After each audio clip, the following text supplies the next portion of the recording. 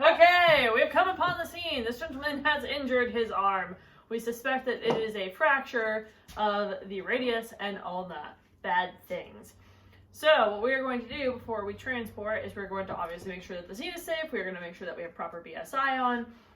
We are going to make sure that there are no immediate life threats to the patient, and then we are going to continue our assessment, which is going to be focused because he's very clearly guarding his arm. So we come upon the fracture diagnosis or suspected diagnosis. So what we are going to do before we transport is we are going to splint. So what we're going to do is make sure that there is no obvious bleeding. We are going to make sure that we cut away his clothing if this were for real, so that way we can expose the injury, make sure that we do not have, again, bleeding that we would need to control before we do this, but we are going to splint the arm. So if the injury is right here in the middle, what we're going to do is, before we check our splint and measure that, we're going to check for all of the CSMs distal from the injury. So we're going to check for circulation, make sure, does he still have a pulse? He does. We're going to check for capillary refill. He does. And if I ask him to move his fingers, he can. Diminished, it's painful, so we're not going to have him continue to do that for very long, but we now see that he has CSNs, which is good. And we are going to note that for later after we splint his arm. So we are going to measure the splint against his good arm to make sure we have the proper sizing.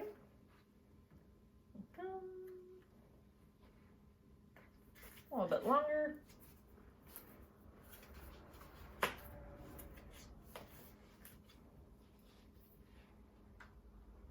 Beautiful. Okay. Now what I will do is, can I have you turn towards me a little bit? There we go. So we're going to make sure that we are supporting the arm as you remove your other hand holding it. We are going to make sure that everything still feels okay.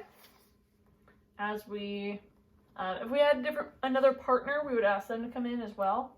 For right now, I'm going to say, okay, sir, can you hold again and support your arm while I secure this? So I'm going to make sure that we're fitting a little bit better. Just make sure that everything is actually tucked.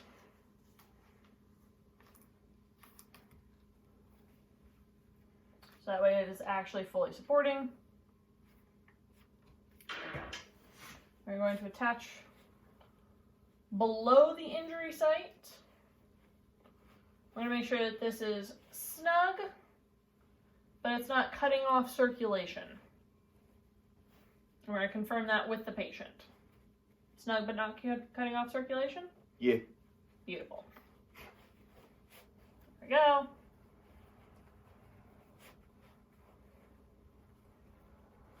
Secure. We're going to take our second one. We're going to attach this above the injured area.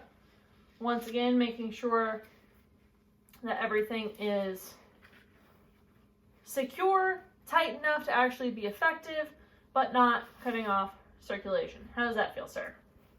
Good. Okay. You don't feel any pain when I do that? Nope. Beautiful. Make sure we do not bump into the injury because that would be unfortunate.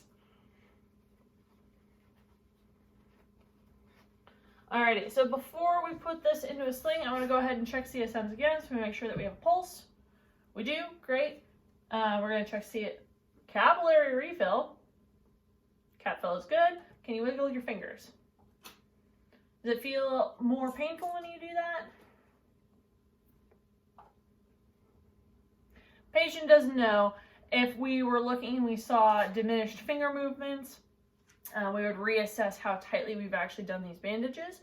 If they're doing the same as they were before, that means we're okay. If they lose sensation completely, we need to go back and redo the entire splint because we've cut something off or potentially injured further.